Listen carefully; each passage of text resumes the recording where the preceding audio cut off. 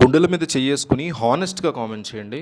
ఢిల్లీ పెద్దల్ని డీల్ చేయడం especially NDA పెద్దల్ని డీల్ చేసే విషయంలో ఇద్దరిలో ఎవరు బెస్ట్? చంద్రబాబు వల్లే సాధ్యమవుతుందది. లేదు జగన్ వల్లే సాధ్యం. ఢిల్లీ పెద్దల్ని సరిగ్గా డీల్ చేయడం అనేది ఏపీకి మంచి చేయడం కోసం ఎవరు డీల్ చేయగలరు? చంద్రబాబు వల్లే సాధ్యం, జగన్ వల్లే సాధ్యం. ఈ రెండిట్లో ఒక్కటి మిస్ అవ్వకుండా ప్రతి ఒక్కళ్ళు కామెంట్ చేయండి. ఆంధ్రప్రదేశ్ ప్రజలు ఇద్దరిలో ఢిల్లీని డీల్ చేసే విషయంలో ఎవరు తోపు నాయకుడు అనుకుంటున్నారో ఒక్క కామెంట్ సెక్షన్ చూస్తే తేలిపోవాలి. కనీసం 500 కామెంట్స్ టార్గెట్ ప్రతి ఒక్కళ్ళు మిస్ అవ్వకుండా కంపల్సరీగా కామెంట్ చేయండి. ఢిల్లీ రాజకీయాల్లో ఇప్పుడు ఆంధ్రప్రదేశ్ రాజకీయ సమీకరణలు సెంటర్ ఆఫ్ అట్రాక్షన్గా మారాయి గడిచిన 48 గంటల నుంచి కూడా.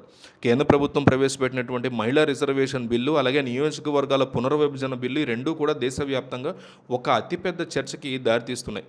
ముఖ్యంగా దక్షిణాది రాష్ట్రాల యొక్క ఉనికిని దెబ్బతీసే విధంగా ఈ బిల్లులు ఉన్నాయి అనేటువంటి ఆందోళన సర్వత్రా వ్యక్తమవుతున్న పరిస్థితి కూడా ఉంది.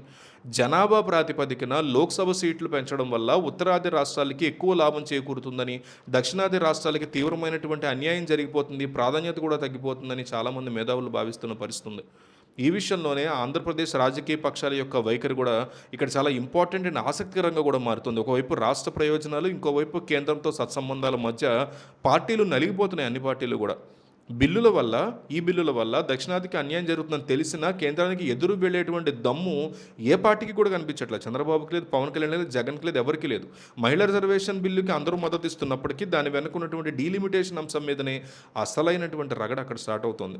జనాభా పెరిగినటువంటి రాష్ట్రాల్లో సీట్లు ఎక్కువగా పెరిగితే ఆ ప్రభావం రాజకీయాల మీద చాలా భారీగా ఉండబోతోంది.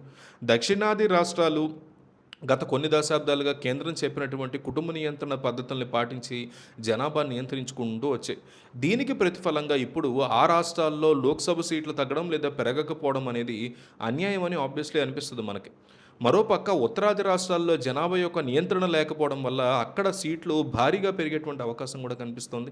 ఇలాంటి సమయంలో ఆంధ్రప్రదేశ్ లాంటి రాష్ట్రాల యొక్క రాజకీయ నేతలు ఢిల్లీలో ఎలా స్పందిస్తారు, ఎలా డీల్ చేయబోతున్నారు అనేది ఇంపార్టెంట్ పాయింట్.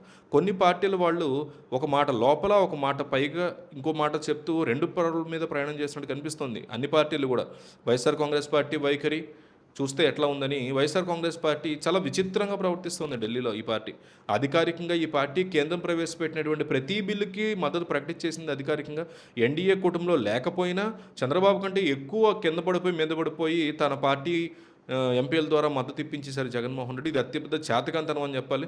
దీని వెనక అసలు కథ వేరే ఉందని ఢిల్లీ రాజకీయ వర్గాల్లో కూడా ప్రచారం జరుగుతుంది దీనికి సంబంధించి.